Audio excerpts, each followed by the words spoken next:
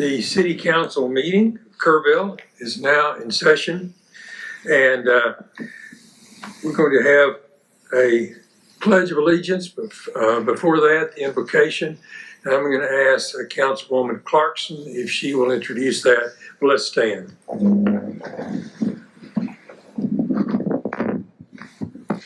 I have asked the senior pastor at First United Church, Pastor David Payne, to lead us in prayer today. And I just have to say that I want to give a shout out and a sincere thanks and gratitude to yourself, staff, volunteers, congregation, for the mustard seed ministry and the ongoing service, sheltering and feeding those this week without warmth, and hosting our COVID vaccine clinic and being truly a community player, someone that we can look to, and much appreciated. So thank you also for being here tonight to lead us.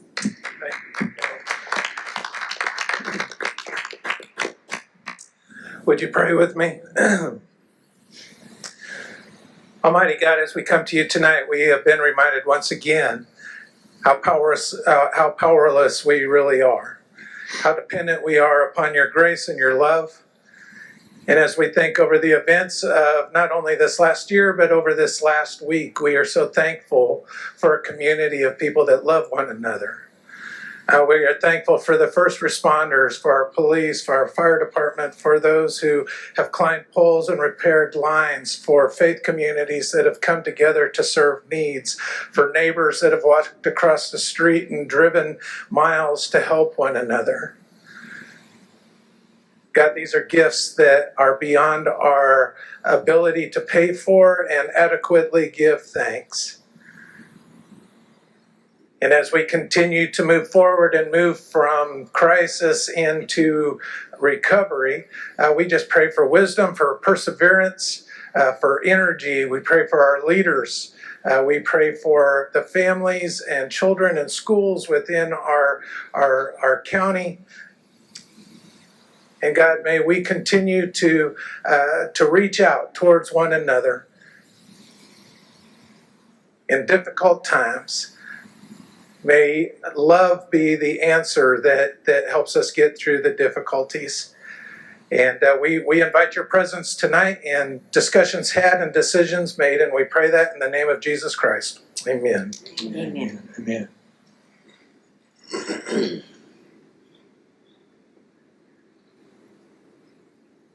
I pledge allegiance to the flag of the United States of America and to the republic for which it stands, one nation, under God, indivisible, with liberty and justice for all.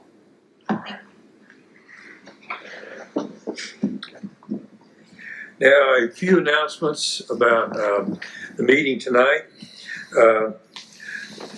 Citizen or public participation continues to be available by calling in via Zoom, emailing, or using the City Hall Dropbox beforehand. All of these instructions are provided online and in the agenda. If anyone present wants to speak on an agenda item, by now they would have been required to sign up when they came into the building, since there are no official public hearings on the agenda.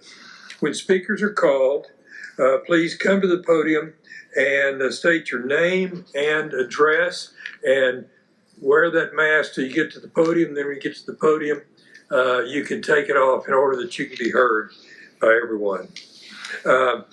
Public comment periods are for council to set aside time to specifically hear from you. Any questions that you might have will not be responded to until after public comments have concluded. Now, are there announcements of community interest? Mr. Mayor, I would just like to say that we thank Mustard Seed Ministries and all the volunteers again for a wonderful mega drive yesterday. Yes, it was yesterday. And in our food relief fund, we've had some wonderful donations go in recently. That fund has been a total of $130,000, and they have paid out about $10,000 just this past week or so to both Mustard Seed Ministries, CAM, and St. Vincent's. So, Good. doing a good job. All right. Can I have one? Yeah. I'd like to give a shout out to my mother. It's her birthday today.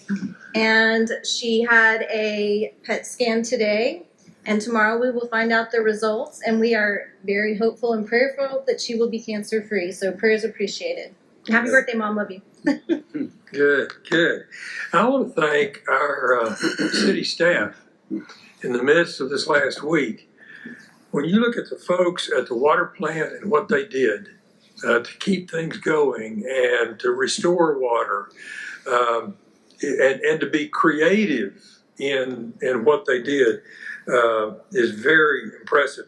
Police, if you look at the amount of activity last week by the police, such a variety of ways, including certainly law enforcement, but in just humanitarian acts to help people. And I think that The fire department and all that they did, EMS, Parks Recreation, and joining police and fire to get out bottled water. We had staff that were on the phones taking the calls from people about what's happening, what's going on, what do I need to know, and that kind of thing. And I could go on, but I just feel like the city staff stepped up big time, and we thank them. And Mayor, if I could add to that, we also owe a debt of gratitude to our businesses out there that really came through with food and water for our community, and also our community for helping each other through this. Neighbors checking on neighbors, and I'm just so proud of how everybody stepped up to the plate to help one another, and I wanted to emphasize that tonight. Yeah. In light of what you're talking about, businesses that helped, and they did in amazing ways. You wouldn't normally hear a Baptist preacher applaud breweries, but Pint and Plow and the Basement Brewery, both on Clay Street, made the necessary changes and got boiled water out to lots of folks. And so anyway, just thank you. Okay, any other word? Okay. Our presentations, the city's emergency response to severe winter weather event. And I'm going to call upon the city manager, and I may have stepped on some of his comments, but. No, we welcome the comments, the great comments. I couldn't agree more with what you're saying about how our community stepped up. It wasn't just city staff. It was, like you said, our neighbors helping neighbors, our businesses. And so we're going to hear a little bit more detail about that. We're going to have Chief Maloney and some other staff give you all a blow-by-blow about what happened over the last several days. I think it's just important to kind of understand the complexity of it and how thorough and really just so many people involved in our community, as y'all have mentioned. Before he gets started, though, I do want to mention a few things. First of all, item 4A in your agenda packet is the emergency declaration that the mayor signed. So that's on the consent agenda because it's just there for you to ratify, basically. And this would be the amended version that he signed on Monday, which allowed for some more directives related to, in particular, building permits and water and sewer service. So those directives that I issued today on building permits, for example, if a repair to either a building or structure or a service is related to the storm, we would not charge for the building permit fee. So that just goes through development services.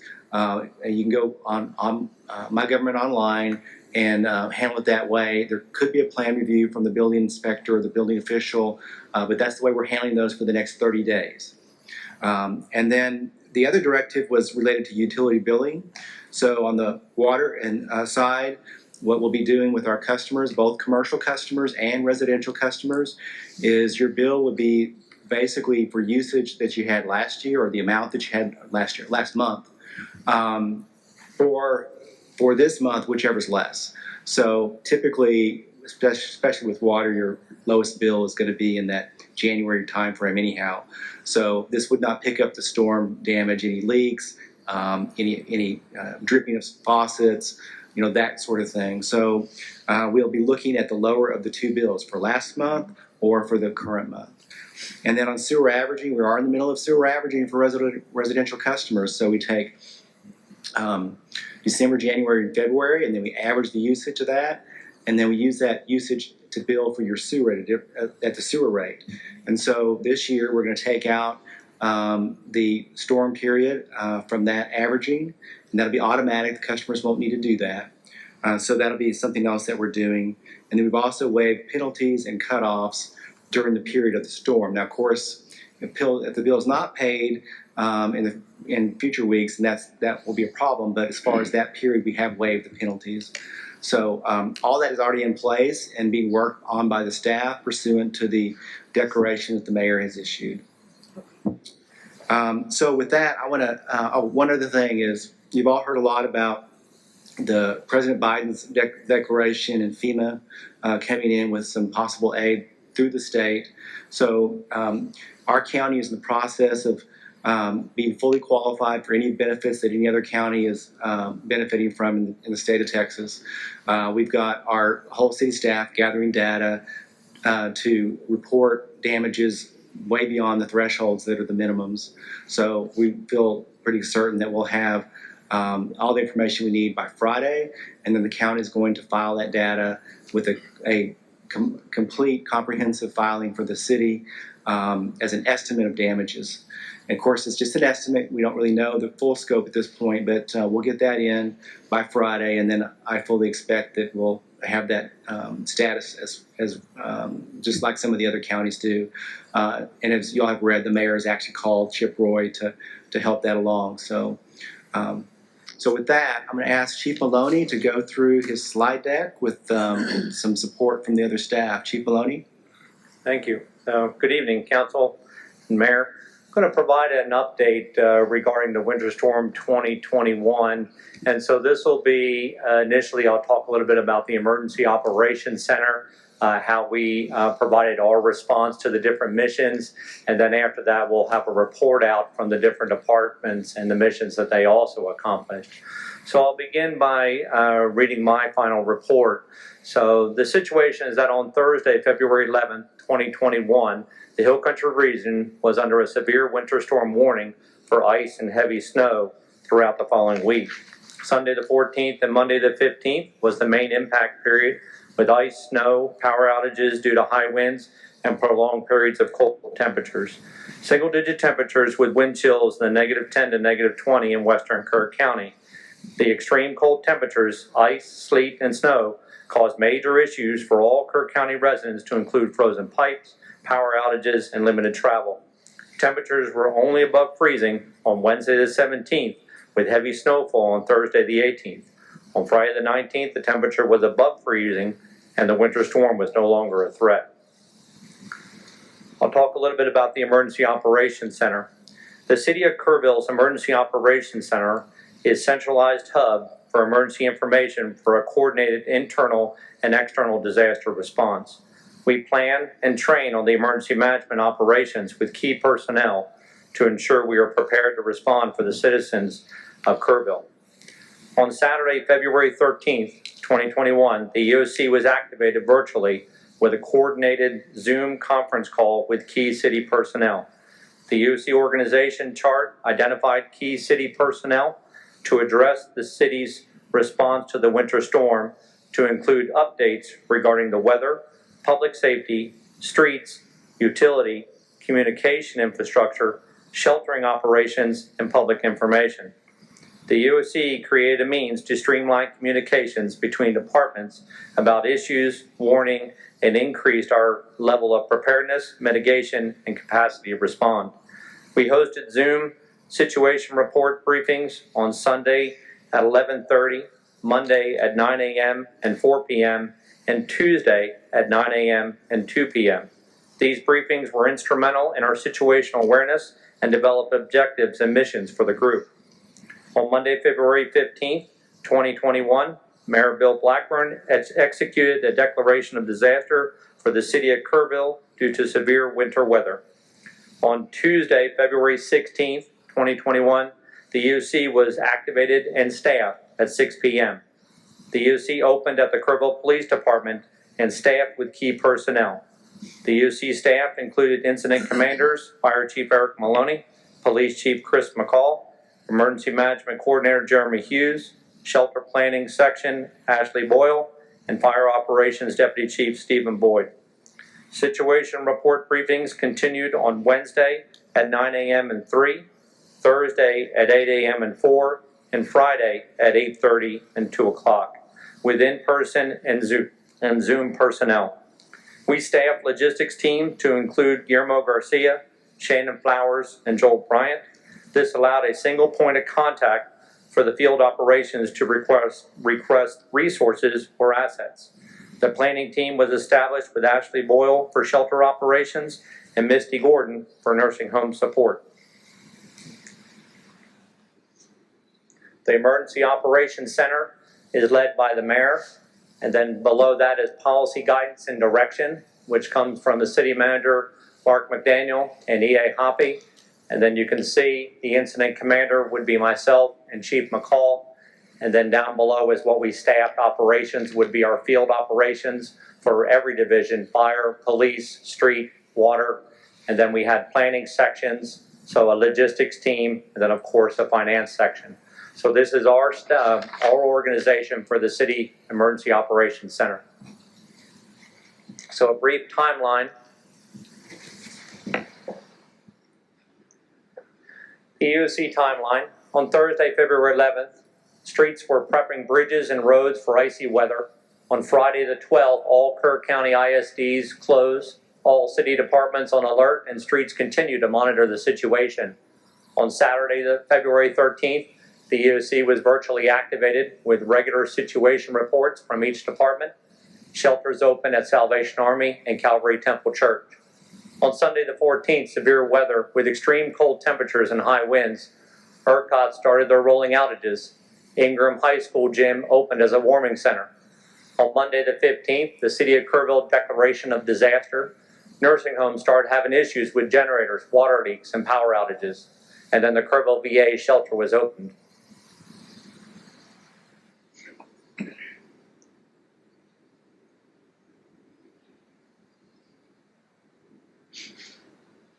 There we go. On Tuesday the 16th, the EOC was activated and staffed at the Kerrville Police Department. We procured 2 pallets of bottled water from Walmart. The warming center at Ingram High School had to be relocated to the elementary school after a water leak. On Wednesday the 17th, the Kerrville VA shelter started receiving O2 dependent citizens. Increased staffing at the EOC for nursing home planning and logistics. On Thursday, February 18th, the water distribution mission for subdivisions without water began. We increased staffing at the EOC for logistics. We started a non-potable water missions to nursing homes and the Kerrville VA. On Friday the 19th, ERCOT stopped the rolling outages. We increased our local availability. We saw an increase in local availability of food and water. All missions were completed, and the EOC have closed at 3 p.m. and returned to virtual activation with increased readiness. And then our recovery efforts started.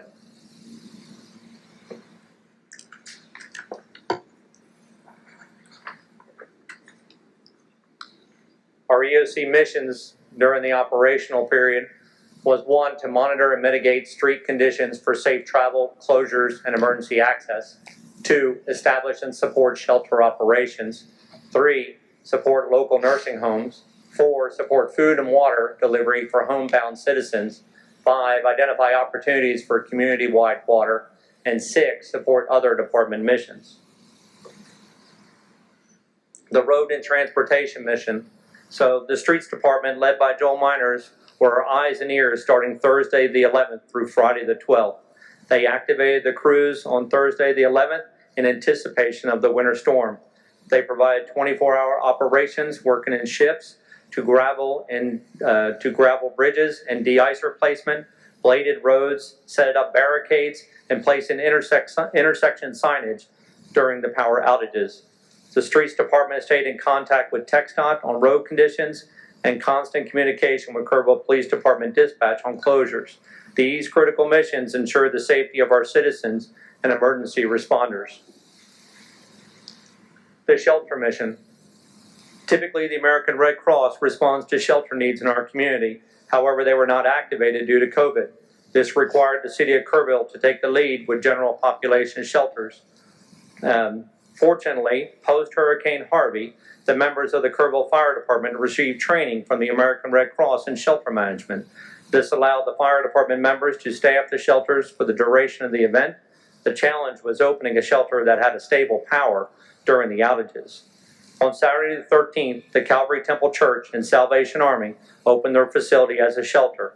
Schreiner University also provided overnight shelter for our public safety personnel that could not return home due to unsafe road conditions. The Ingram High School Gymnasium was opened as a warming center, but later had to relocate to Ingram Elementary due to a water leak. We were able to support these shelters with American Red Cross cots, blankets, and bottled water. On Tuesday the 16th, the First United Methodist Church in Kerrville, VA opened as a shelter, and we provided cots, blankets, and water. The Kerrville VA was reserved for Peterson Regional Medical Center to provide shelter for O2 dependent citizens due to a stable power source. We had additional warming centers available at B.T. Wilson Gymnasium and Hill Country Youth Exhibit Center if necessary. On Friday the 19th, the power was stable and citizens were able to return home, and then all shelters were demobilized on Friday at 2 o'clock. In addition to that, typically the Salvation Army provides food and water for each shelter operation. However, they were not activated due to COVID. We reached out to local churches to support the shelters and quickly had enough food for the duration of the event. Walmart, H-E-B, Calvary Temple Church, First United Methodist Church, Hamburgers for the Hungry Ministries, Bridget's Basket, and Camp Mystic provided food and snacks for the shelters. Nursing home mission. On Monday the 15th at 7 a.m., the Brookdale Kerrville facility generator failed and EMS had to transport 4 oxygen-dependent residents to another facility. We provided Brookdale Kerrville with 40 cots for residents to move to a common area until the generator was repaired. The New Haven Assisted Living and Memory Care facility ceiling collapsed in the main area from a water leak. Developmental Services provided emergency inspection to ensure there was no structural damage. Kerrville Police Department and Fire Department facilitated the transport of 29 residents to 2 separate facilities. Alpine Terrace was on generator power but no heat inside the facility. We were prepared to transport 60 residents to other facilities and the Kerrville VA shelter. But per the administrator, these residents were sheltered in place until the generator was prepared. During the weather event, we supported multiple facilities with non-potable water to flush the toilets from using our brush truck to fill 300 to 350 gallon tanks. So we were in constant communication with each facility to plan for potential evacuation or provide support as requested. Homebound Citizens Mission. In conjunction with the nursing home, Ashley Boyle was in communication with Diedert Center's Meals on Wheels. The program delivers meals to 300 Kirk County residents, and they offered to provide additional meals for any citizen that were homebound. In preparation of the storm, Meals on Wheels delivered additional meals on Friday the 12th. We did provide them with 400 bottles of water upon them receiving delivery operations on Friday the 19th. Potable water delivery mission. So the ERCOT outages, high usage, extreme number of water leaks, and single-digit temperatures placed an enormous stress on the city's water system. On Tuesday the 16th, TCEQ issued a boil water notice for the citizens of Kerrville. This boil water notice, along with an unstable power, caused a significant challenge to obtain potable water. Walmart provided us with 2 pallets of water for our community and shelter operations. With the loss of pressure from the subdivisions and the higher elevations, we coordinated a response to provide potable water. We identified the subdivisions with extended outages to include Hilltop, the Keystone above Vicksburg, so Summit, Mount Wesley, River Hills, and Comanche Trace. On Thursday the 18th, Basement Brewers and Pint and Plow offered to boil water in large quantities to provide these communities potable water. This was a massive undertaking requiring every city department to provide 6 four-wheel drive trucks, 2 4x4 gators to transport water in the heavy snow. We used 5-gallon buckets lined with trash bags to deliver the water. The street department scouted and graded the steep hills before the team's arrival. KPD, Kerrville Police Department, used a loudspeaker to announce the water delivery to residents and recruited citizens to volunteer to help in each subdivision. The team arrived and delivered 95 5-gallon buckets to the Hilltop subdivision, 85 5-gallon buckets to Keystone, and 175 gallon buckets to the Summit. That mission ended at 6 p.m. due to icy conditions and would start again in the morning. However, on Friday the 19th, the pressure in the city water system was significantly improving, and only the Summit was without water pressure. We reserved 115 5-gallon buckets at the city shop for quick deployment if necessary. On Saturday the 20th, the Summit had adequate water pressure, and we transported those remaining buckets to Mountain Home Volunteer Fire Department and the Hunt Volunteer Fire Department. On February 21st, the boil water notice was rescinded. And now I will open to each department to provide a individual mission. Okay.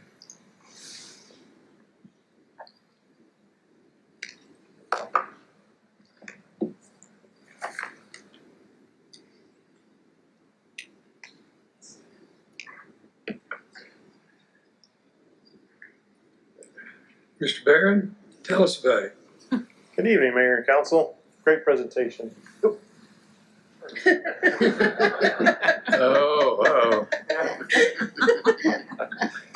Good evening.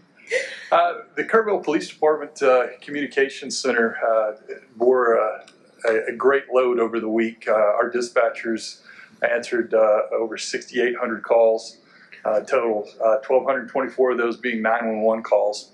Our police department responded to 1,261 calls for service during the operational period. All uniformed personnel, all personnel were to report in uniform so we could utilize everyone in the agency as manpower. That was investigators who are normally plainclothes, some of our support service personnel, as well as our administrators. All reported in uniform, and all were assigned out into field positions and utilized to help answer calls. Some of our investigators were shifted over to a midnight shift to help cover manpower there, as well as additional manpower stocked on each shift individually. We handled some non-law enforcement related issues, such as water shutoffs. That was something that we all came to got educated on, and were able to get out and do that in the middle of the night. We had a lot of citizens taking on a lot of damage in their homes due to broken pipes. We were happy to be able to step in and assist with that endeavor. We also conducted numerous welfare checks and transported individuals from their homes to shelters who were unable to travel there due to road conditions. And we also helped support almost every mission that was going on.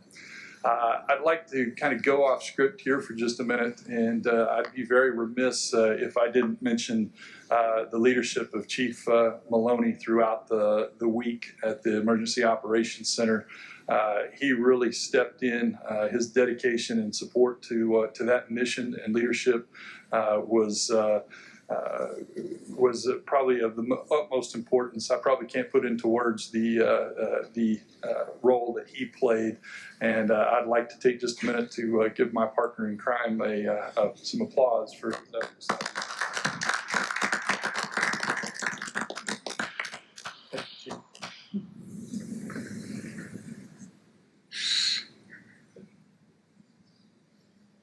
Too kind. That was a definite partnership that we formed together, both being new chiefs for the city of Kerrville, and we were able to respond to the call, answer the call for service. The fire department also responded to 547 calls for service, over 2.5 times our normal response. We increased staffing for additional ambulances and on occasion, many occasions, had up to 7 ambulances responding to calls.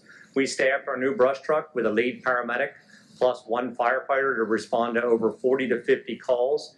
This kept the engines safer inside because they don't operate well under icy conditions. We used the winch operation to safely move a stretcher down a hill to an ambulance. We moved many ambulances that got stuck with that operation. That brush truck was instrumental during this response, having the additional 2. That absolutely saved lives and made an impact on our capacity to respond. We also staffed 2 shelters 24/7 with our shelter managers, and we had multiple fire responses for broken sprinkler systems. So our staff spent the night, came in early the night before so they could be there in the morning because weather was turning. So we had most of our recliners also filled with staff that was coming on the next day to be able to meet this demand.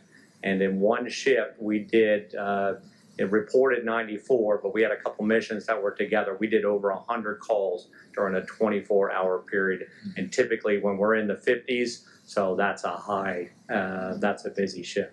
So that is the fire department's response, and I'll turn it over to Public Works.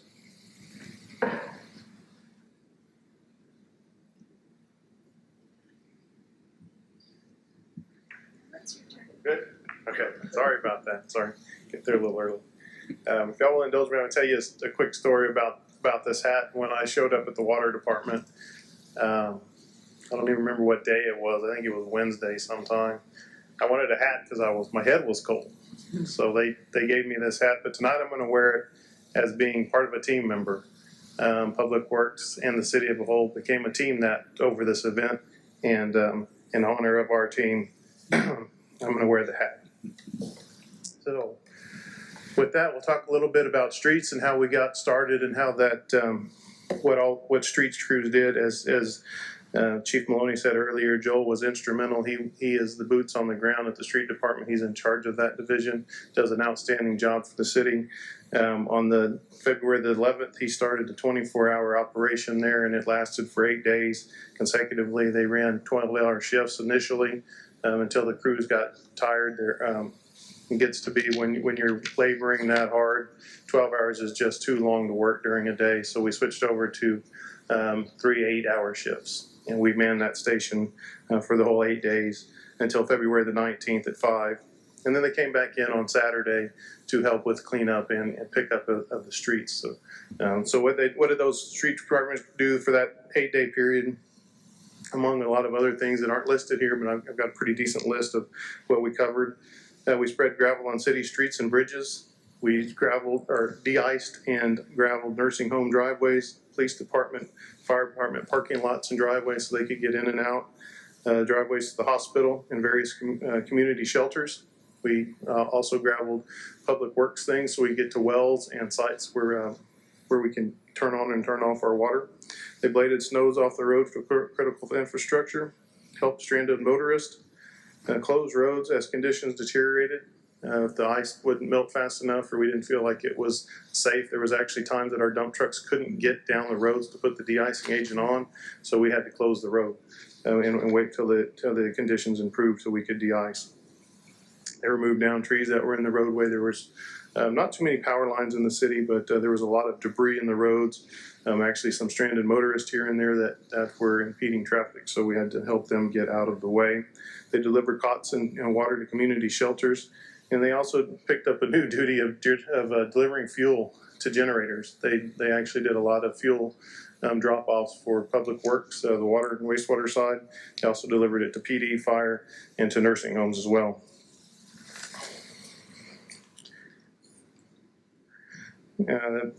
They maintained a warming station. That was probably, I thought, was one of the better things that we did. Their department is downtown, behind that HEB area off of McFarland. They kept their doors open the whole time. Joel usually had something to eat in the refrigerator. It was never warm. Well, it was warm, I guess, when it got there, but it wasn't always warm by the time the guy got to eat it. But they do have a microwave. It was nice to get in and out of the cold. It was nice to sit down, take a breath, let the stress kind of go away for just a minute while you're kind of gathering your thoughts and then go back to work. So that was a great amenity that can't be unaccounted for. Of coordination with TxDOT. TxDOT spent a lot of their time out on I-10. That was their priority, and that's one of their biggest priorities here in Kirk County is keeping I-10 open the whole time. So we handled most of their stuff inside the city limits. We iced their bridges multiple times, and we iced de-iced intersections as required to keep those going. As the lights powered off, we put up temporary stop signs so people would know to stop at the out of powered traffic signals. And then we closed intersections as needed. We closed Loop 534 bridge. We've closed all of Loop 534 from Highway 16 up to Cypress Creek. Closed numerous hills in town, all the steep north-facing hills. We closed those. And then we also closed Methodist Encampment and Holdsworth Drive as well.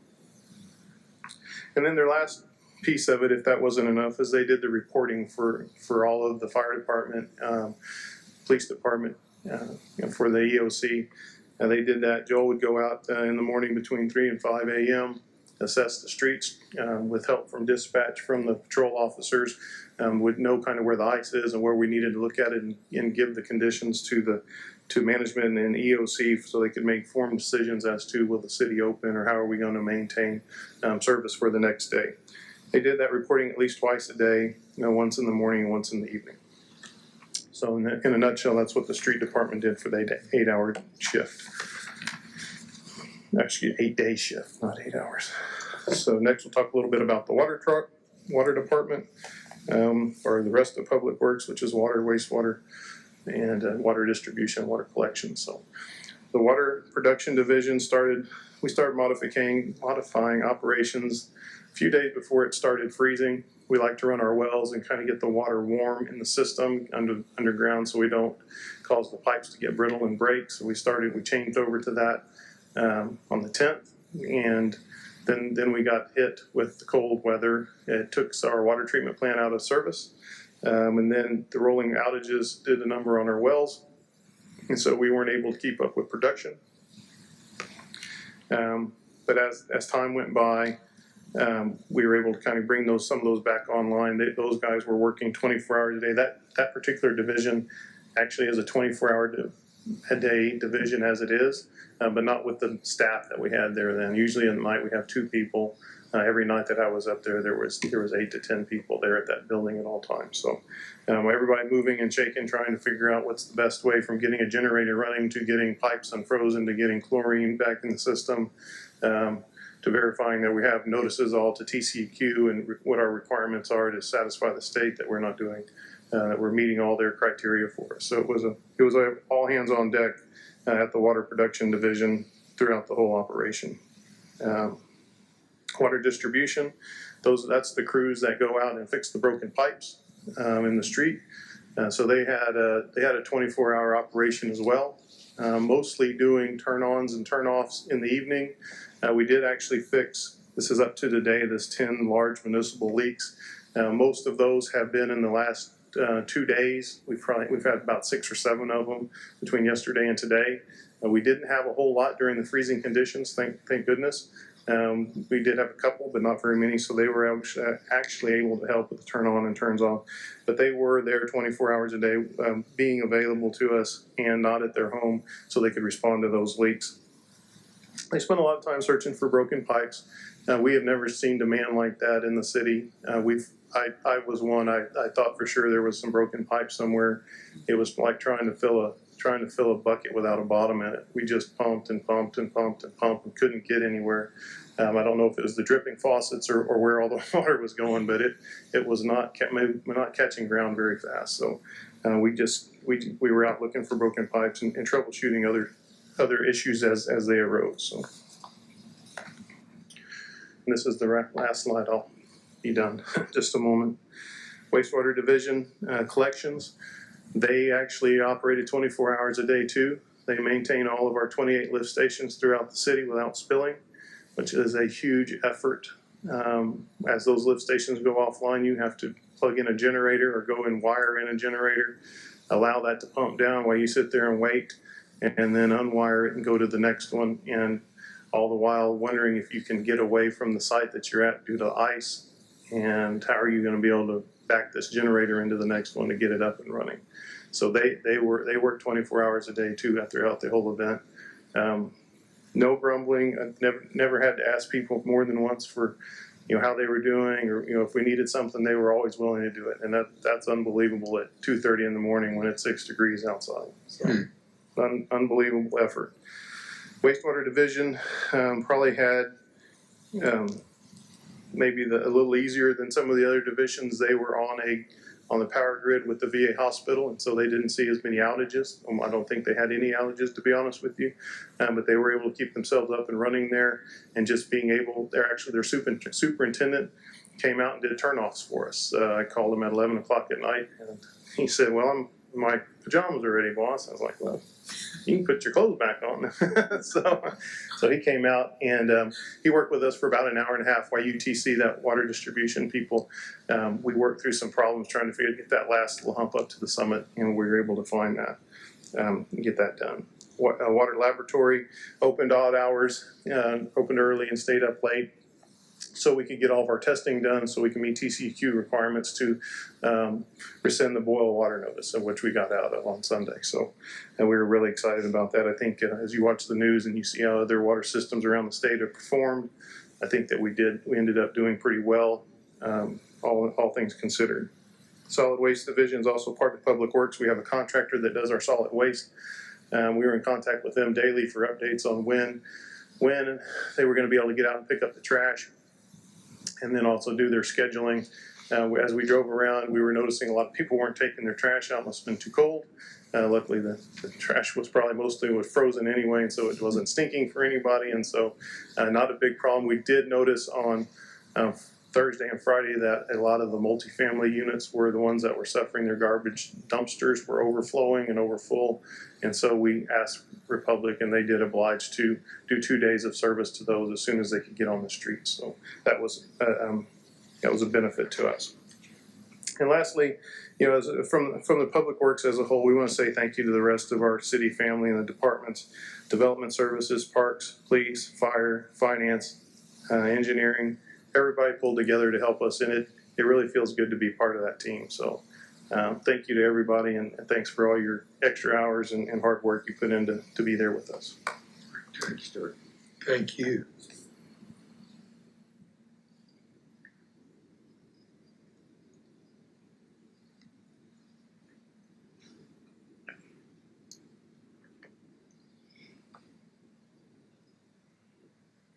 Good evening. It was truly a Herculean effort for all the departments to come together. And so one example is Development Services was able to conduct 3 emergency inspections. In 2 of those inspections, it required the inspector to travel and physically inspect the damage of property and electrical work. In one of those inspections, we were able to use FaceTime and some pictures to conduct the inspection of the electrical work that was conducted. The garage was able to identify and fix 3 generators that were critical to city operations. We normally do not do that work. That's contracted out. But however, we were able to troubleshoot and repair them in a timely manner that allowed the operations to continue. IT was able to man the data center 24/7 starting on Sunday, February 14th. Staff was available to provide support to public safety personnel and ensure the generator was operating correctly so that the city network and subsystems were available to staff during power outages. Staff ensured that dispatch had access to their computer-aided dispatch system and that the phone systems remained operational. Staff was instrumental in creating a virtual call center for the City Hall main line and the utility billing line to allow citizens to have contact with staff about general information and water emergencies. The virtual call center allowed staff that were not able to make it to work to be able to work remotely from home. For a short period of time, the IT offices served as the call center to be available during the power outages because of the generator that's located there. IT had to quickly set up the computers, phone systems, and the network for the EOC operations at the PD. So those are some of the things that we're able to get done for these particular departments. Okay. Thank you, Guillermo.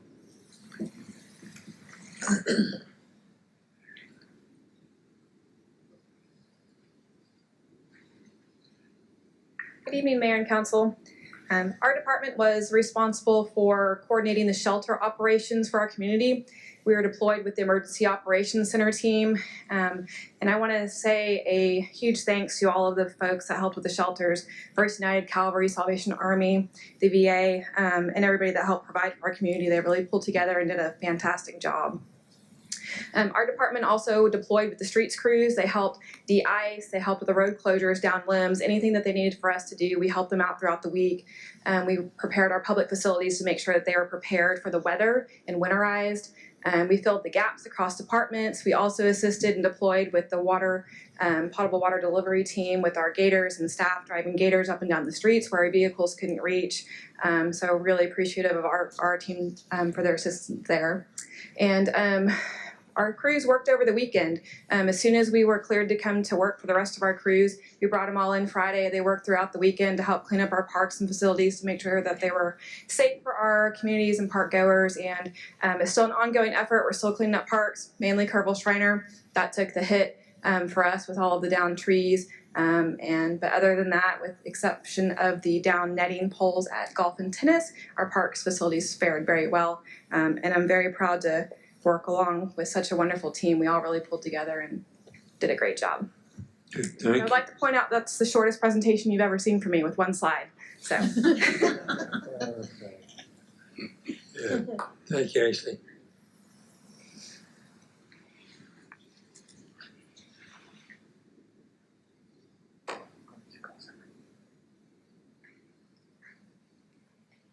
All right, I think this is the last departmental one, but I did want to tell you about our emergency call center operations.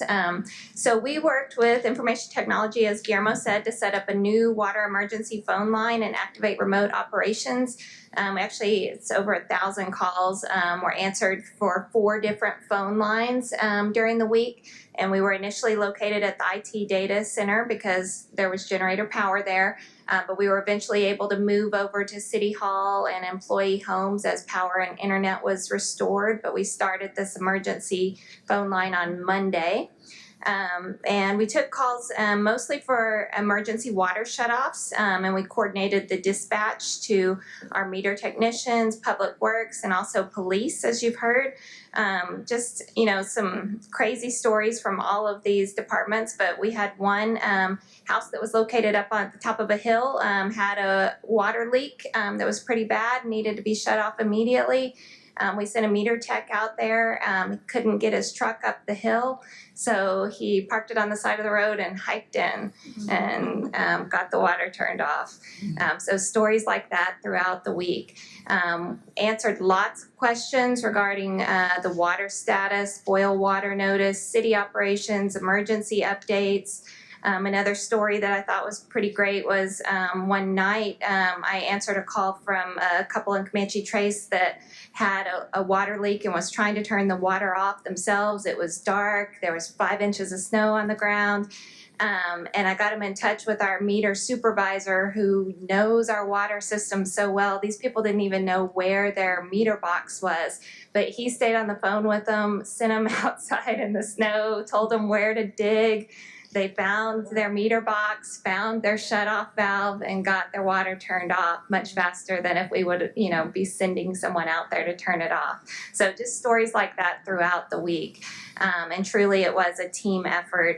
Look at all these different departments that were involved in getting people's water turned off and questions answered. IT, utility billing, finance, city secretary, city administration, public works, public information, police and fire. So just to reiterate what everyone has already said, a true team effort, and I was proud to be part of the team this week. All right, thank you.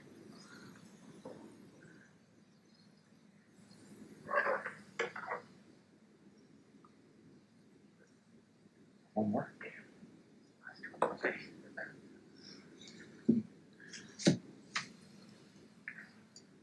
All right, one last slide and we'll let you go. First of all, I'm glad to see everybody here tonight. I'm gonna take that mask down. It was quite a week.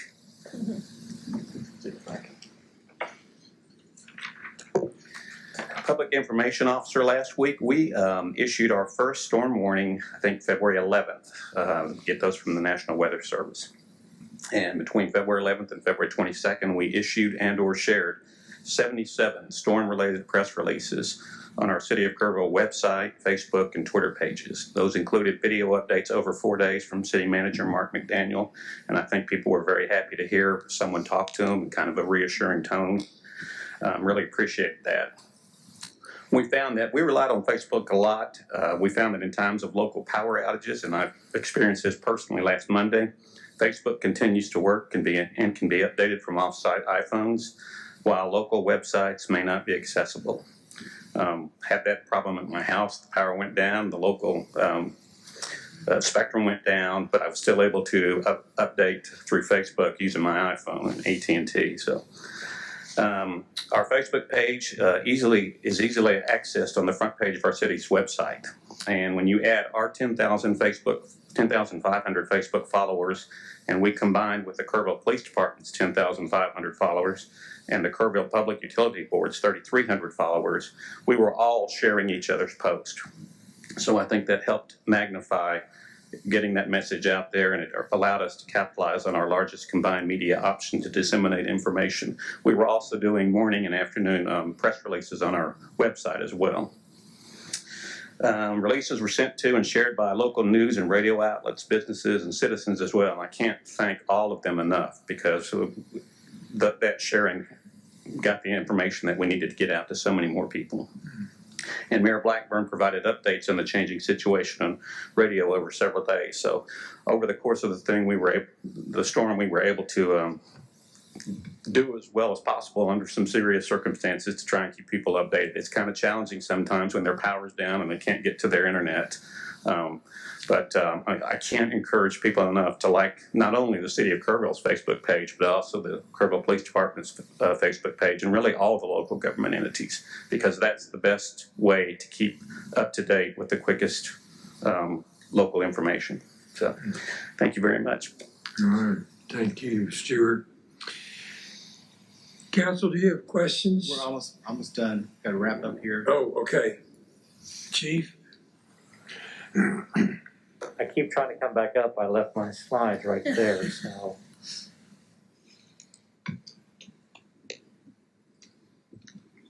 All right. So in conclusion, on Friday, February 19th, 2021, the USC closed and returned to virtually active with increased readiness. Teamwork and willingness of the city employees to get out of their comfort zone to complete the various missions was a testament to our city's organization and leadership. The teamwork saved citizen lives and accounted for the swiftness to stabilize the city before most municipalities and counties across Texas. The Emergency Operations Center is a key factor in any community disaster to prepare, mitigate, respond, and recover. The Kerrville community exemplified the Kerrville kindness, neighbor helping neighbor, to get through an unprecedented winter storm. And with that, I'll turn over for any questions. All right. Questions, Council? Yeah, before that, Mayor, if you don't mind, I just, so as the city manager and listening to all my staff get up there and talk about all this, we're all reliving it as they're talking about it. Even the presentation was a team effort. You heard teamwork over and over and over again, and I don't think that they ever gelled or worked as hard as a team at any time that I've been here in the last 4 years. And that's saying a lot, because they have. You heard no grumbling. There was no grumbling. There was no hesitation to jump in and work with another department. We were not siloed. We worked with each other. Lots of initiative and ingenuity on how do we solve this problem. Everything was a mission, and it was a challenge. And they were up to it. And to some degree, I think they were actually having a little bit of fun with it. And that's good. They were enjoying their jobs because we were helping others. And that's what they're in the business to do. So when they can do what they were, hired to do, and why they got into local government in the first place, to make that difference and have a purpose, that's pretty motivating. And so I just couldn't be prouder of them for the work that they've done. And you heard Chief McCall talk about Chief Maloney, about his leadership, and not without a doubt it was there, but it was all the whole group working together and being humble. It was humble leadership, servant leadership, not I'm in charge leadership. And so I'm overwhelmed really with the report in terms of what they were able to accomplish. And it was a rough week, but it was also at the end of the the week, it was a good week because we felt like we won the war. So that's really our presentation, council, and we'd be happy to take any questions from you. I just want to say I'm just so proud of all of you. You did a yeoman's job, and it was fantastic. I haven't had a chance to talk with council yet.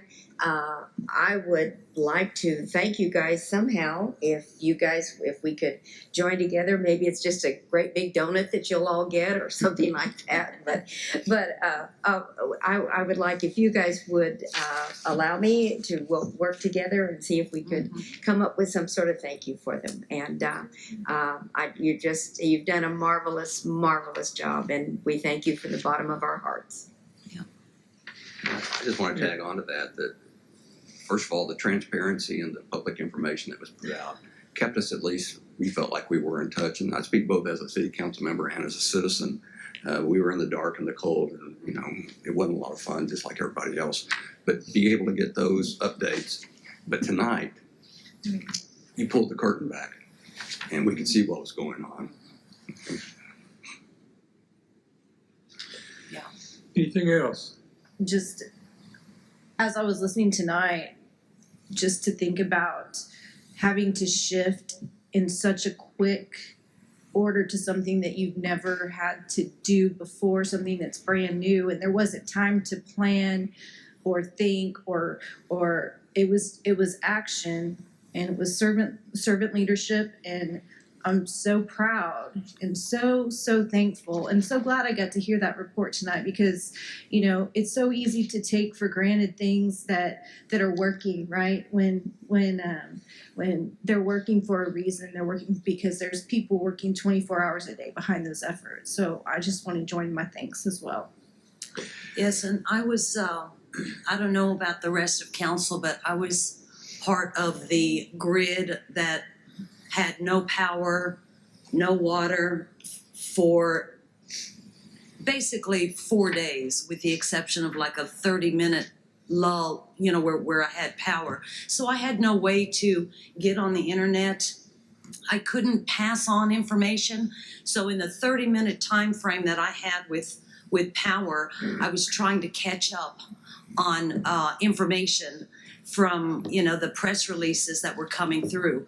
But on a good note, I want to say that while I was being held captive in my home with no power and no water, the street department did not, and I thank you for this, you did not put barricades up on Galbraith Avenue. So I spent my entire 8 days enjoying people sliding up and down my street. So I thank you for that. So, yeah, and we didn't lose the stop sign at the bottom of Galbraith Street, and we lose it every couple of weeks. And through that whole storm, we did not lose that stop sign. That's notable. I do want to say that a while ago when I was talking about the city staff, I didn't talk about Joel and the streets, but they did a great job.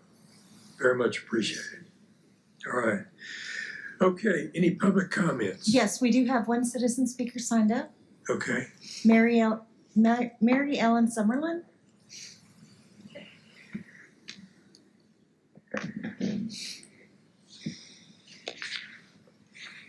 I intended to come tonight and express my appreciation as a citizen for the outstanding job the city did during the recent storm.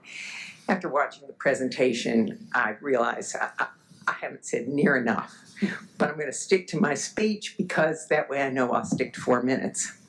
My name is Mary Ellen Summerlin, and I live at 105 Turnberry Circle.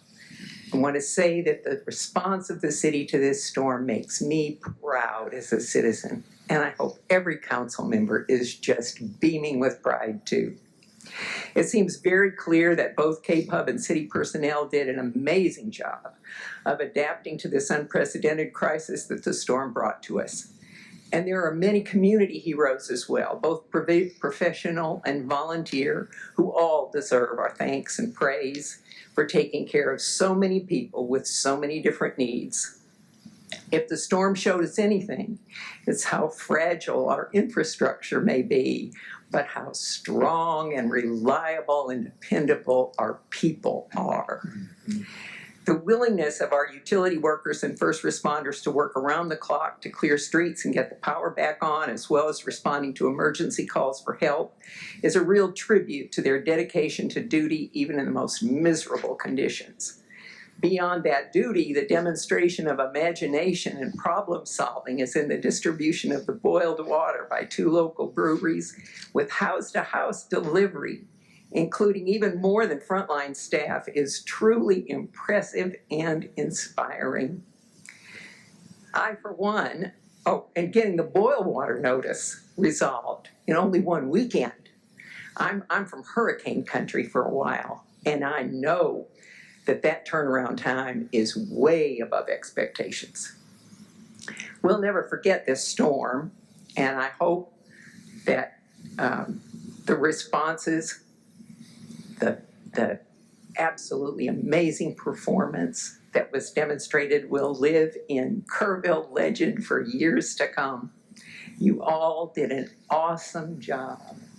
Awesome job. Of course, the pain's not over. The plumber gave me the bad news this morning about the time and the cost it's going to take to get my water going again. I know a lot of people are suffering more than I am, more than just inconvenience. And there will be weeks before we're all back to normal, and I'm sure the costs will turn out to be high. I remember from my service on this council that this administration is totally dedicated to continuous improvement in every department. So I can guess that each department will be considering the impacts of the storm and how they can improve, even over what they did in the future. I would like to suggest that as part of the process, the council and KPUB consider appointing citizens committees or task forces to also meet with professional staff and come up with community recommendations to the council for the future. I hope it is many decades before we see another polar vortex, but other emergencies are bound to crop up. Gathering as much public input as possible will surely help to make certain that we learn all we can from this emergency and are even better prepared for the next one. Whatever that the challenges may be, I know that I, like many hundreds and thousands of my fellow citizens, take a great deal of pride and also reassurance from the professionalism, the reliability, and the heart of our heroic employees in this emergency. Thank you. Thank you. Thank you. All right. Any other public comment? No, sir. Okay. All right.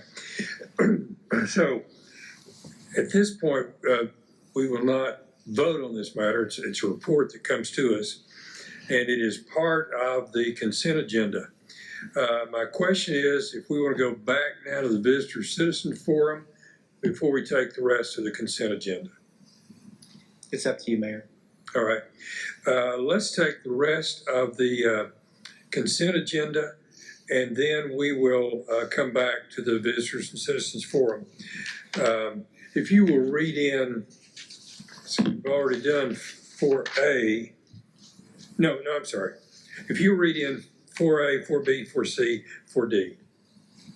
4A, Resolution Number 12-2021, a resolution of City Council extending the declaration of local disaster regarding the February winter weather event issued on February 15th, extended on February 22nd, 2021. 4B, Republic Services request to transport out-of-county waste into the transfer station. 4C, approve the 2021 Emergency Management Performance Grant, EMPG, terms and conditions. 4D, Kerrville Citizen Participation Plan for the Texas Community Development Block Grant Program, Main Street, and award RFQ for engineering services for the 2021 Downtown CDBG. All right, Council, do you want to pull any of these items? Okay, I would like to pull 4B. Not against it, but I think it deserves some explanation. But if you are ready, we will go ahead and vote on 4A, 4C, and 4D. Make a motion, we approve items 4A, 4C, and 4D on the consent agenda. All right. I'll second that. Okay, got a motion and a second. All in favor, please let's see the hands. There you go. Okay, on my thing on 4B is, I think this is one that people need to know, okay, what's happening and what's not happening. And Mr. City Manager, do you want to take that one? Yes, sir. EA, will you go ahead and explain this agenda item? Sure.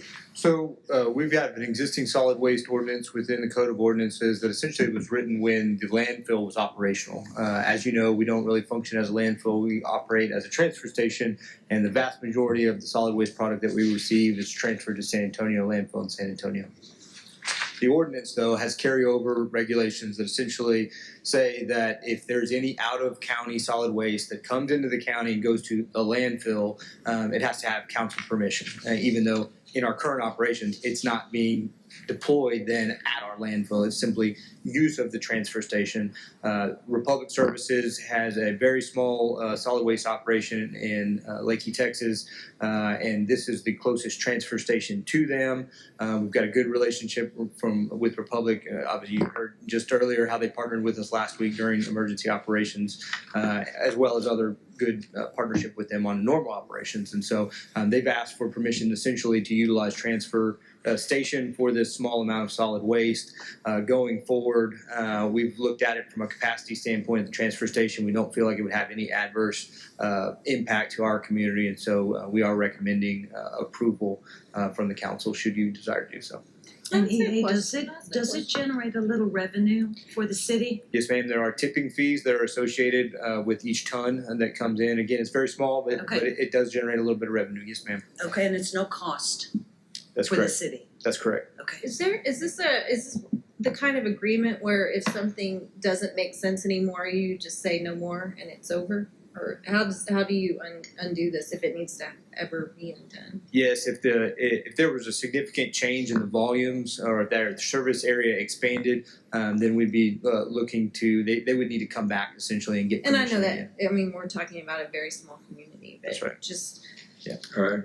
Absolutely. We'll continue to monitor those levels coming in. we have the authority to Yes. to make changes. Correct. If necessary. Here, let me back up a minute. Do we have any citizens that want to pull an item? No, sir. Okay, all right. Okay, then on 4B, do we have a motion on that item? I make a motion, we approve 4B. All right, second? Okay. All in favor, let me know by the raised hands. Okay, thank you. Now let's go to the Visitors Citizens Forum. Any citizen with business not scheduled on the agenda may speak to the City Council. Prior to speaking, each speaker must fill out the speaker request form and give it to the City Secretary. The speaker request form must be submitted to the City Secretary before the item is called or read into record. City Council may not discuss or take any action on any item and may place the issue on a future agenda. This agenda item is provided to allow citizens who have signed up ahead of time to address the council on any item not related to another separate agenda item, and you have 4 minutes. Do we have anyone signed up to speak? No, sir. No citizens are signed up. All right. Okay.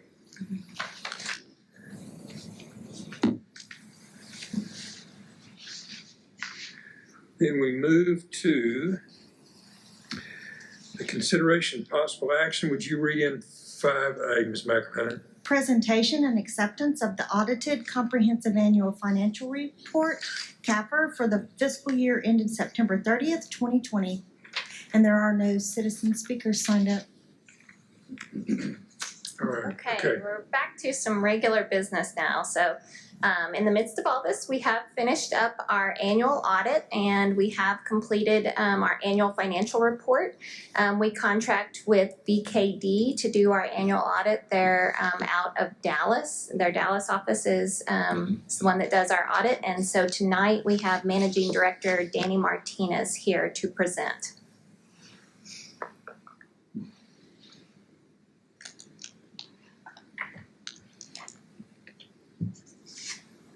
All right. Good evening, Mr. Mayor and Council.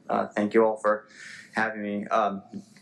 Really impressive presentation on the storm, and not only how city departments responded, but also the community. So even though I'm from the Dallas, Texas office, I've been there for 2 years. It was the first time I saw snow since I moved.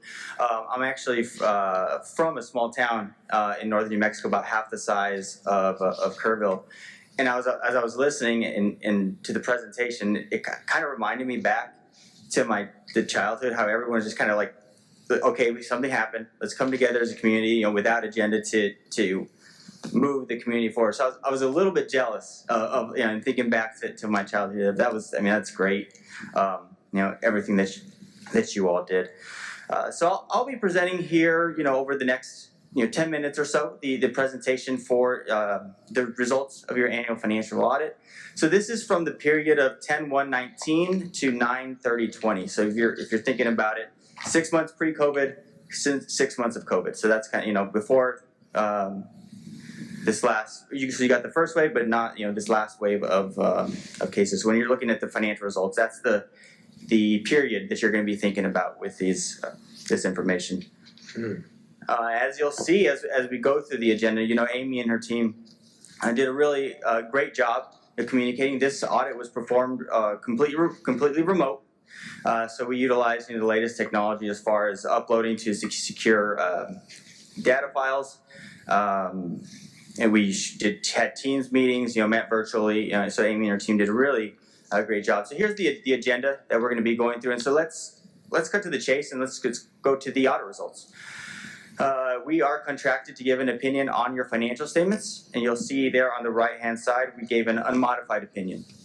So that is the best opinion available. So what we're saying there is that the financial statements are fairly stated in all material respects, so that's the reasonable assurance that we give there. So in that CAFR document, we perform audit procedures on it, and we feel that those numbers, are materially accurate.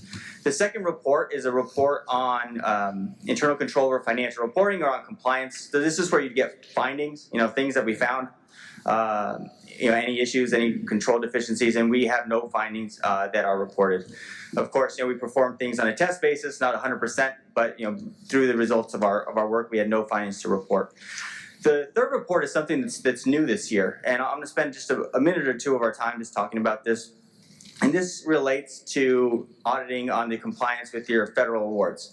The city of Kerrville does not normally expend $750,000 in federal dollars over a year, and that is the threshold to where we as auditors need to come in and audit the use of those funds. Of course, with COVID, you all received about $1.3 million from TDM, in the CARES Act money. And so what we do is we go through and look at, did you all expend it not only with how Treasury intended, but also with how TDM intended it? Did you all report to TDM appropriately? And you had all the supporting documentation, you did it in a timely manner. And so on that audit, which is new and different for you all, we're also giving an unmodified opinion, and we have no findings to report for that as well. Areas of audit emphasis, so just, what do we do? What do we spend time on? We looked into your significant transaction cycles, right? We can't audit something unless we understand how you all operate, where you get your approvals, your review, your authorizations. Cash and investments, we confirm your material balances, both with cash and with debt. We perform testing, making sure that everything is classified appropriately. Revenue and expense fluctuation analysis. This one was a little bit different this year because you're going into it, and each year, the city operations, it's pretty flat, or maybe a little bit of an increase. But here, with half of the year of COVID, you're not really sure what to expect.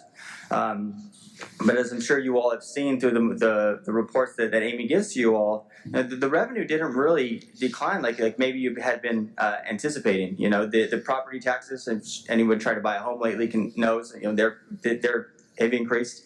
And for you all, even more favorably to other Texas cities, your sales tax was performed well. So where we're seeing it in other Texas cities that we audited, we're seeing a little bit of a decrease in sales tax, but we did not see the case that in the case here. So we did a little bit of analysis, making sure that it made sense based off of what we expected. And lastly, I already touched on the single audit, but reviewing for allowability and adequate reporting for that money that you received from TDM, from Treasury through TDM.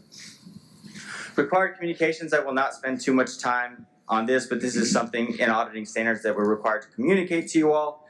You can see on the left what we are required to communicate related to standards, and on the right our response. The only thing that I'll draw your attention to on this slide is the financial statement disclosure related to landfill closure and post-closure.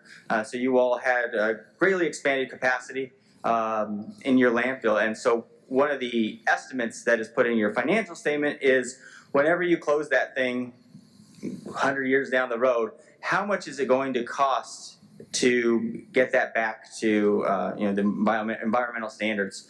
And so there's a note in there that Amy and her team prepared that we looked at, just explaining the situation. So that's something, again, I like to point out things that are maybe a little bit different than last year. And so you'll see the note explaining that new situation related to the post-closure liability. Next slide, I like to call this the no or the none slide. If you see no or none on the right-hand side, that means we're fine. No disagreements with management, a consultation with other accountants, doubts about going concerns. So as long as you see no or none, we're good. Let's move on. Findings. So findings. We look into control deficiencies. Are there areas within your operations, your cash inflows, your cash outflows, how you process payroll, how you procure things? We look into that to see if we identify any issues, and you can see that we had none identified, both in the financial statement audit as well as in the federal audit. I will tell you all, and I'm sure as you know when working with Amy, anytime something comes up, that post-closure liability I talked about, the accounting for the grant funds, we're having communications in April, May, June. So when we get to the audit, in December or in January, we've kind of already discussed those items, the refunding of your debt and how you book that. So that open communication between the two of us is really does help alleviate any of these types of issues that could arise, as we're working together. Financial trends, again, we're looking at the period of 10/1/19 to 9/30/20, so it's about 5-month-old information. But just for that period, I want to show you all that your government-wide revenue is about $52.6 million. How that translates to last year, the prior year was $47.8 million, and you saw increases in a variety of places: property tax, sales tax. You received that money from TDM. You had the library endowment is also included in there of about $1 million. So there's a variety of sources within there as far as the revenues. On the expense side, $48 million in government-wide expense. In the prior year was about $55 million. And while you hear that it's about a $6.9 million drop, I will caution you that some of this is accounting decreases because of accounting. Two areas where you will see a decrease in expense that doesn't really impact how you all operate. Pension expense decreased because the investments in TMRS did a lot better during that year. So that was a decrease in pension expense, as well as the landfill. The estimate that you all had before you had expanded capacity compared to now also decreased. So even though you're seeing a $6.9 million decrease in expense, it's kind of non-cash expense, and you'll be able to see better from Amy's presentation as far as how you all are doing expense and as well as expense to budget.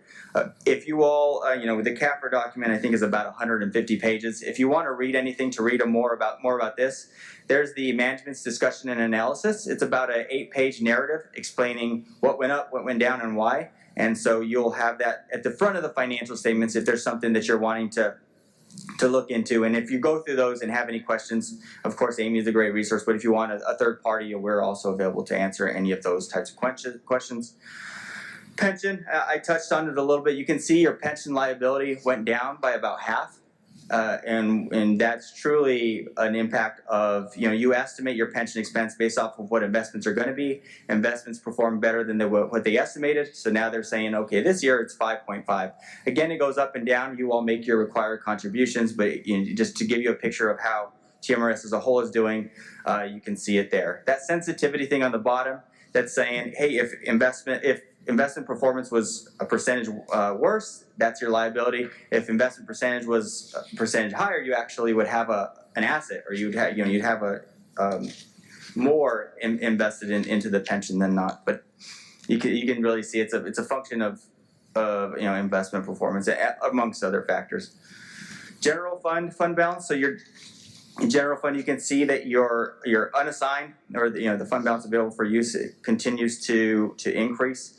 The one thing I want to point out here with budget is you all budgeted for about a $3 million deficit in the general fund, and when we got to the end of the year, you actually had a $2 million positive or amount within the general fund.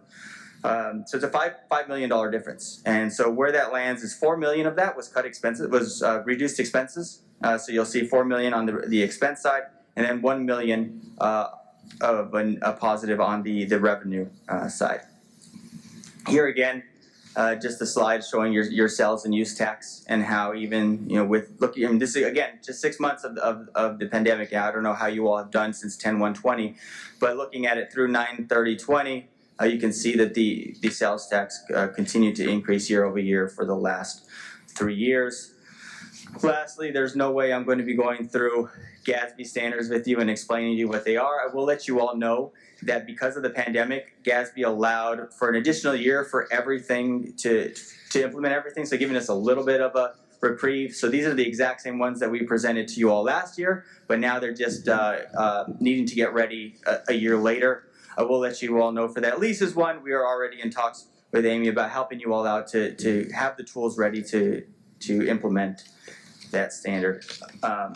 Again, thank you all for having BKD as your audit firm. I'm out of the Dallas office, but we also do have an office in San Antonio that's with an expanded governmental practice. So we're here. We're available for you all, both locally and up north, if you all need anything. And again, thank you to Amy and her team for a successful remote COVID audit. We were able to get it done. So thank you all. Thank you very much, and we'll open it to the questions from the council.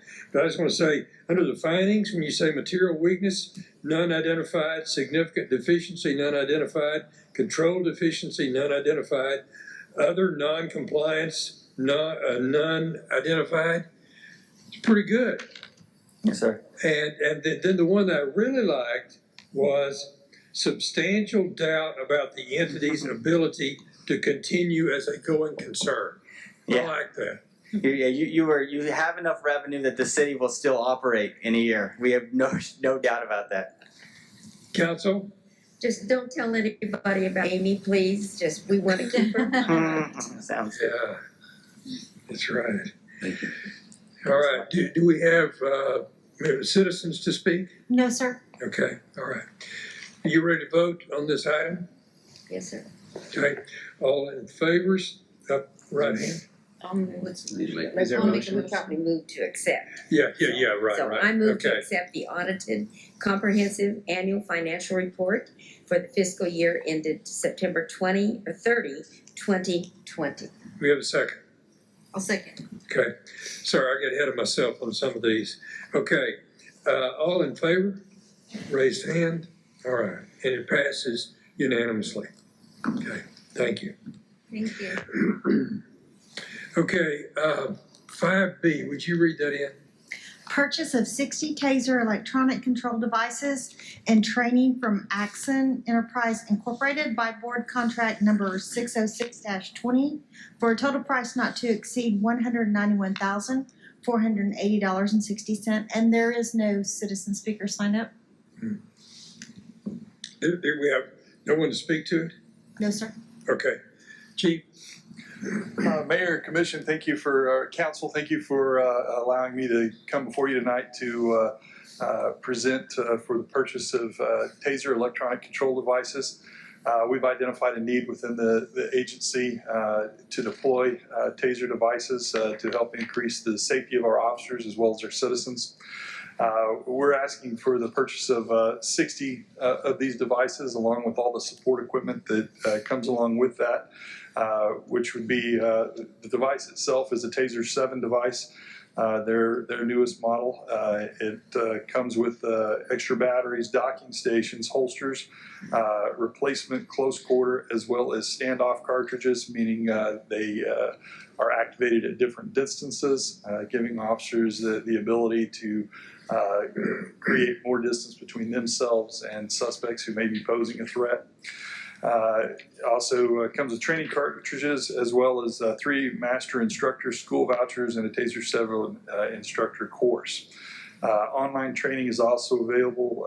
Online training content is also available to us to access through the 5 years, as well as warranty on the equipment. The deployment of the tasers to the officers, the Kerrville Police Department, will move us forward in providing additional safety, as I said. This will be the beginning steps in giving KPD officers additional options when faced with dangerous situations requiring intervention. The process of deploying the equipment to the officers will be accomplished by developing the policy to give the guidance and direction for the use of the tool, as well as training related directly to the appropriate deployment of the device. The additional options provided by the availability of this tool during dangerous encounters can have a dramatic effect related to the number of force encounters. We also hope to see a reduction in potential injury to officers as well as suspects. It's important to understand that this is a less than lethal device and is not something created to cause injury, but rather help us prevent injury. All right, okay. Council, questions? I have a question. How long will they last? TASER will last. We at my previous department, we had them deployed anywhere between 7 and 9 years before we were replacing them. And I understand, I think you had explained this before, that this TASER needs to be assigned to one person, and that is the only person it can be assigned to. So yes, we deploy a device to each officer for its use. That being each officer in the department that's a certified officer. It's very similar to a firearm. You want each officer to be assigned that. If you have that available, you don't want to leave someone without one who may end up in a situation where they need one. What's the timeline for training once they're received? And so it sounds like you will have some master certified trainers for the rest of the department. And when will that be in use in our community? So we will, if this is approved, we'll begin working with TASER on a timeline for both the courses that we'll need to be able to take to deploy those master instructors. That was something that we negotiated for in excess of what was available on buy board. They actually kicked those master instructor certification courses in for free because we wanted to be able to conduct that training in-house and train our own instructors in-house as well. So it will really be, to answer that question, it'll really be up to TASER as to when they're offering the courses, when we can get our personnel there and be able to get that information back, build our policy, and then deploy them. And I assume you're finding that the staff and the officers are encouraged by adding this to. Yes, ma'am. This was something that through my conversations with officers in the department was something I identified from the grassroots level of the department as a tool that would be beneficial to them. Okay. Yeah. And it's also my experience that it's extremely beneficial to officers in the field. On the budget side, no, we didn't budget for this, so we're going to transfer it, but we're on a 5-year timeline, so in the future we will have it built into the budget. Is that my understanding? Yes, for replacement. So we're basically doing this out of asset replacement with the funds that you So we're moving it authorized. this year, and then it will be part of budget process in the future. We could probably afford to do it all at once instead of over 5 years, but there was no interest being charged, so we thought, well, why not take Sure. advantage of it? But yes, to plan for it in the future as well. Right. Okay. Okay. So if we needed more, then that would just be built into it as Yes, ma'am. time goes on. Okay. Chief, the mayor didn't want to say anything, but he did volunteer if y'all want to demonstrate.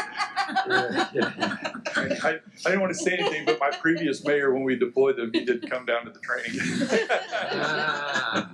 Can I get that on video? Yeah. I'm curious, Chief, if you're, and I realize each different situation is different, but when an officer goes to use a taser, is there a part of the body that they aim for? Just in kind of in general before another part of the body? Yes, ma'am, and that's part of the guidance they receive through policy and through training. Obviously, you want things below the neck level and above the bottom of the knee level for a broad range of target. The more separation of the probes, the more effective that the device is. And how long once an individual is tasered, how long does it last? It's built in with a 5-second cycle. And why that's built in that way is to allow officers to then take action while the electronic control device is still activated to be able to place someone in handcuffs during that time. In regard to the mayor's taser use, for a long time I asked Sheriff Hierholzer and then Chief Knight if I could give them a list of who I want to be arrested. They both said, well, I've already got my own list, so. Okay, I probably should not have said that, but anyway, I'm kidding. But the bottom line is that a taser gives an officer an option below deadly force. Mm-hmm. Yes. So it can save lives. Yes, sir. Exactly. Yeah, okay, all right. I'm glad to see you're coming to us with this. Yeah, I think it's long overdue. Yes. We're past time. Okay, I'll be glad to make a motion that we approve item 5B, purchase of 60 taser electronic control devices from Axon Enterprises. And I'll second that. all right, okay, all right, we've got a motion second. All in favor, let it be known with a raised hand, and it is unanimous. Thank you. Thank you. Thank you, Chief. 5C, would you read that in? Seventh Amendment to Development Agreement by and between Comanche Trace Ranch and Golf Club, LLLP, a Colorado Limited Liability Limited Partnership, and the City of Kerrville, Texas for Comanche Trace Ranch and Golf Club. And there are no citizen speakers signed up. Okay, Mr. Hoppy. Yes, sir. We'll be brief. I know you've had quite a night already. I want to just go through, this is a long-standing development agreement with development, as you well know, on the southeast part of town off of Highway 173. It was created in the late 1990s, around the 1998-1999 timeframe. Essentially, it was created for the orderly development of a large parcel of land that at the time was outside of the city limits, provided for the annexation of that into the city so that it would be a part of the community within the city limits. And there's a significant residential neighborhood that is about half built out from what was contemplated at that time. Properties have been added to that over time. It's been amended several times. In fact, it was amended very quickly after it was brought into the city and the development elements were being fully fleshed out. And then it was amended again in the 2010s related to, this was actually one of the city's first reuse customers. That system evolved and became much more diverse across and had additional customers that were added on. And so as the reuse water system became more robust, that needed to be restructured. And so that agreement was amended in the 2010s in that regard. And then it was extended several times recently to allow for further negotiation between the parties, basically to update and modernize that development agreement, both to the current status of where that development is at and what their forward thinking is, because that's evolved over the last 20 years, as well as our own codes. As you well know, we went through major code updates in the last, just in this last month.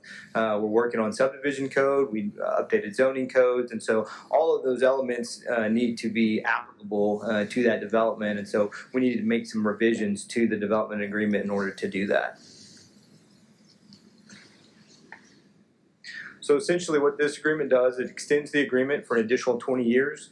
The developer at this time believes they've got 670 existing platted lots within the development. Eventually, they anticipate around 1,300 lots, mix of residential, mostly residential, a few commercial there right on Highway 173. It provides for a significant update to their concept plan, in addition to incorporating the additional pieces and parcels of land that they have acquired over time. It does further elaborate on essentially the final public road structure across. It does allow for an extension over to Lower Turtle Creek. Again, those are all public roads and public infrastructure that the development community builds, the developer builds, and then deeds over to the city. The city doesn't build those for the developer. We simply maintain them and operate them over a period of time, just like we do for the rest of the community. And then clarifies that, again, modern, current, and future development regulations will be applicable to the development, whether those are building codes, city specs, et cetera, et cetera. It emphasizes that the developer will annex large 50-plus acre parcels of land rather than just phase by phase. That's beneficial for them because it's more efficient. It's beneficial for us because it's not as administratively burdensome. The state, as you know, has made that quite a process, and so we've agreed with them that if we could just go ahead and get some large chunks out of there and do this in a more quick time frame, and they're actually, just so you know, looking at annexing about 100-plus acres here in the next couple of months. Clarifying that existing wastewater infrastructure that was installed 20 years ago, clarifying that capacity, there were requirements for expansion, should they have more living unit equivalents than that 1,300 that was originally anticipated, and that the city can utilize that capacity right now, and would simply just have to expand upon it in the future should it be needed by the development, and it likely will be. It also expands for the allowable municipal uses. Currently, there's 1 acre on that site that has been dedicated for city purposes. It was very narrow in the purposes, essentially a fire station, and that could be a use down in future. It may have some other city use, and so this allows for an expansion of the municipal uses agreeable by both parties, and then actually expands that property. 1 acre is pretty tight. It expands it to 2 acres in exchange for what was originally contemplated, some old well sites that were on the property that, as we've explored it, really just don't provide a lot of value for the city. They're not productive wells, and it would be cost prohibitive essentially to bring them into the city's water system. So in exchange for that, it provides for an expansion of the existing 1 acre city property onto 2 acres within some architectural standards in keeping with the rest of the development. So that's it in a nutshell. Be happy to answer any questions you may have. Council? Just where the fire station would go is to the right, basically the entrance into Comanche. Yeah, and again, it may not be a fire station. This allows for other uses potential in there, but as you can see on this map, it would be on the far northwest corner of that property, closest to the core of the city. Yes. Okay. And just to clarify, because it's something that has come up when we were talking about developments, not Comanche Trace, but future developments, the capacity. So this is all contemplated through these agreements, what capacity we have and what we can provide. We know what we have and what we can provide, and without overextending ourselves. I just think it's important to make that really clear that through the planning efforts and through the resources that we have, that we are making these kinds of decisions for developments with a careful and critical eye about infrastructure needs, not hoping that it will work out, knowing that it will work out. Absolutely. In fact, that's part of the subdivision process. And so when the developer comes in, they have to bolt on the capacity, so to speak, to be able to provide for their development. So they are not creating an adverse impact for the rest of the community. In light of Ms. Clarkson's question, what are we giving up in this deal? There really isn't anything that the city is giving up on this deal. To some degree, as I mentioned before, 20 years ago, there were some contemplated well sites that were going to be deeded over to the city. We've explored those. There really isn't any value in those to the city at all. And so in exchange for that, there was a provision of additional land. Okay, all right, okay. And Ian, do they think that over in the next 20 years, they'll be able to complete all of this? Is that the goal? Yes, ma'am. They are anticipating full build out of the 1,300 approximate units over the next 20 years. Next 20 years. Yeah. All right, no speakers to this? No, sir. Okay, council, questions? I move that we authorize the city manager to finalize and execute the development agreement in significantly the same form as presented. Okay, Second. all right, got a motion second. All in favor, raise the right hand, and it passes unanimously. Okay, 5D, Ms. McLennan? City's ongoing preparedness and response to COVID-19 coronavirus and declaration of local state of disaster due to a public health emergency, March 20th, 2020. All right, okay. Chief? Council Mayor, so update regarding COVID-19. So February 22nd, yesterday, the case count active was down to 86. That is the lowest since November 9th, so that's very positive news. The deaths are now at 80, recovered at 3892, and hospitalization did increase from 5 the last time I reported out to 12 this time. You'll see the COVID case counts in January 22nd till the 22nd, and you can see that we started at 396 and slowly have been on the deceleration, which is really good news overall. And I think it'll be curious to see that shelter in place over the last week with the lack of interaction with others, what that's going to do here next week. And we may see that number get back down to where we had it in the fall. Local update, so the public COVID testing. So the Hill Country Youth Exhibit Center, we are currently pending approval. We submitted a STAR request to the state and should have some testing dates that they're doing the 5 days of testing in March. Meetings and collaboration, so the vaccine task force, we are meeting tomorrow on the 24th to go over the next clinic. The community leadership meeting is on Thursday the 25th, and then the community update via Zoom will be on Friday the 26th at 9 a.m. Community vaccine update. So currently, as reported last time, we have completed or feel confident that the Phase 1A tiers of healthcare workers is completed for Kirk County. We are currently in the Phase 1B tier, that is the high risk and the frontline workers.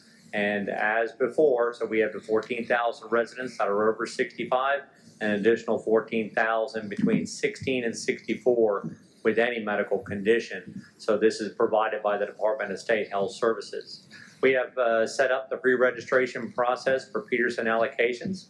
They have created a waiting list of a little over 4,000, and the call center is staffed with city employees that were staffed as of yesterday for that.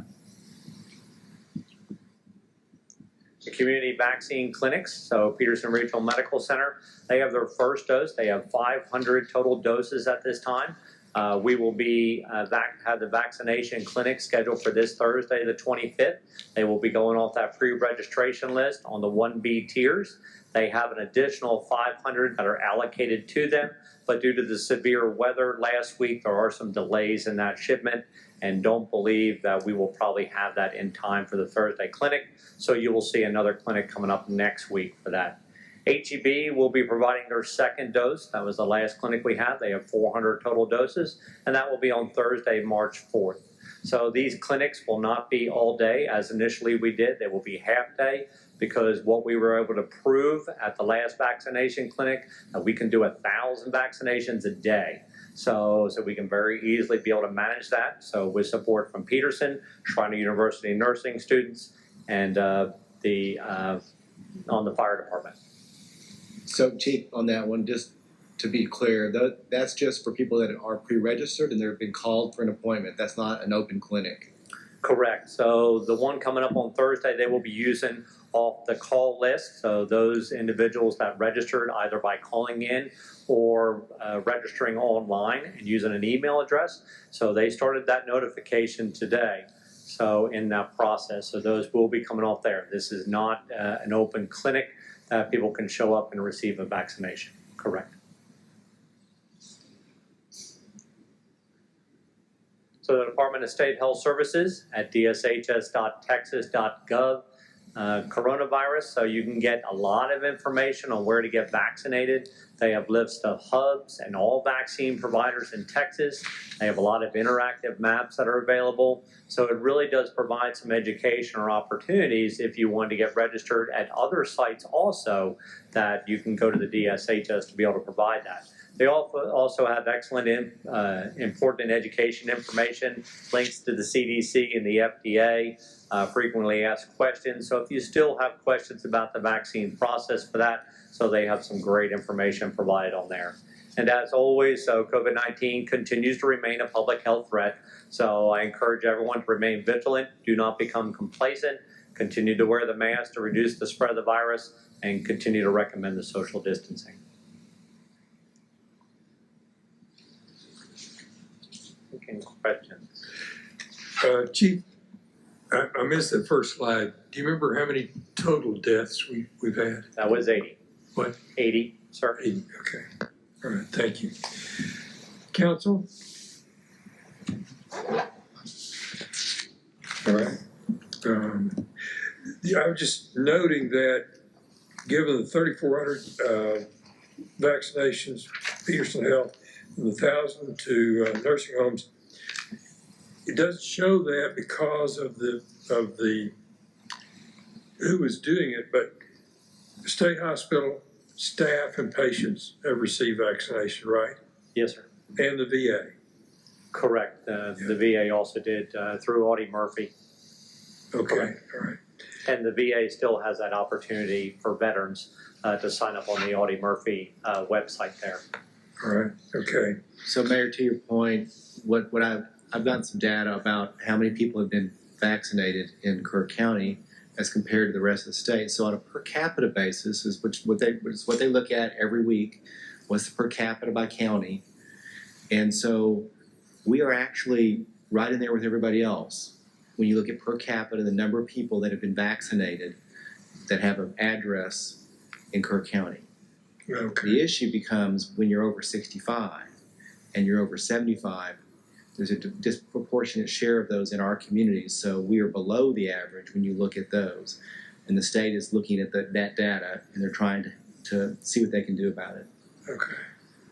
And at the same time, they're opening up more federal opportunities through the pharmacies and other providers.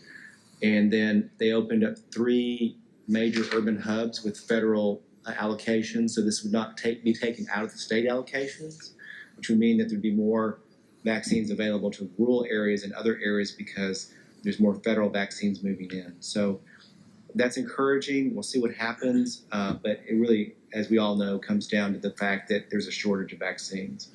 But they're getting away from that whole hub concept, which is why they're not crediting anymore, because the federal government seems to be stepping in a lot more to get more out sooner. Yeah. Okay. All right. Good.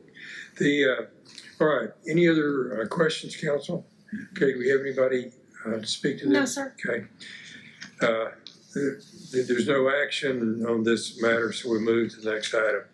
Items for future agendas. Council, do you have anything you want to mention? Okay. Therefore, we will, I'll look for a motion to go into executive session under section 551.071 of the Texas Government Code.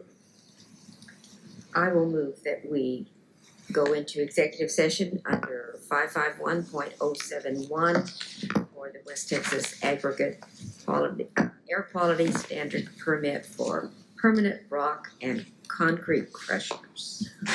I'll second. Okay, got a motion second over here. All in favor of going into executive session? Okay, as always, we don't know how long we're gonna be, but shouldn't be that long, whatever. Okay, we're out of this session into executive session. We are back in session as council, and I will report to you that we have no action on item 7A. Thank you, and we are adjourned at 8:13. What I have.